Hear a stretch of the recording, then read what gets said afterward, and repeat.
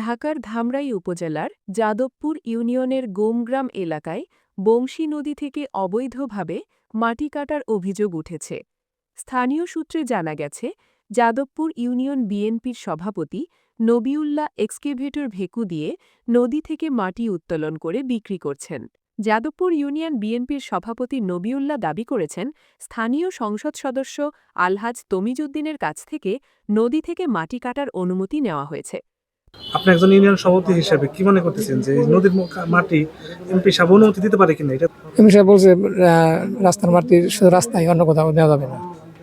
তার কাছে হয়তো পারমিশনের জন্য গেছে, সে বলছে সরকারি মাটি সরকারি জায়গা থেকে নিলে তার কোনো আপত্তি নেই। তবে খোঁজ নিয়ে জানা যায়, এ বিষয়ে সংসদ সদস্য আলহাজ তমিজউদ্দিন কিছু জানেনই না।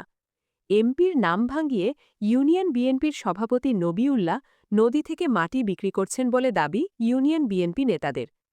নদীর জমিকে নিজেদের সম্পত্তি দাবি করে সাংবাদিকরা তথ্য সংগ্রহ করতে গেলে লাফিয়ে লাফিয়ে সাংবাদিকরা গেছে বলে মন্তব্য করেন।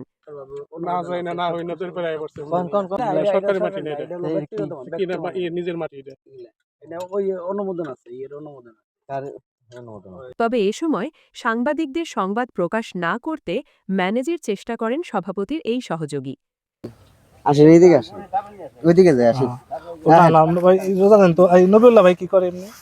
সংশ্লিষ্ট সূত্র বলছে, এমপি তমিজউদ্দিন নদী থেকে অবৈধভাবে মাটি কাটার বিরুদ্ধে জিরো টলারেন্স নীতির কথা স্পষ্টভাবে ঘোষণা করেছেন। এদিকে এলাকাবাসীর অভিযোগ, এমপির নাম ব্যবহার করে বংশী নদী থেকে নিয়মিত মাটি কেটে বিক্রি করা হচ্ছে। এতে নদীর স্বাভাবিক প্রবাহ ব্যাহত হওয়ার পাশাপাশি ভাঙন ও পরিবেশগত ক্ষতির আশঙ্কা দেখা দিয়েছে।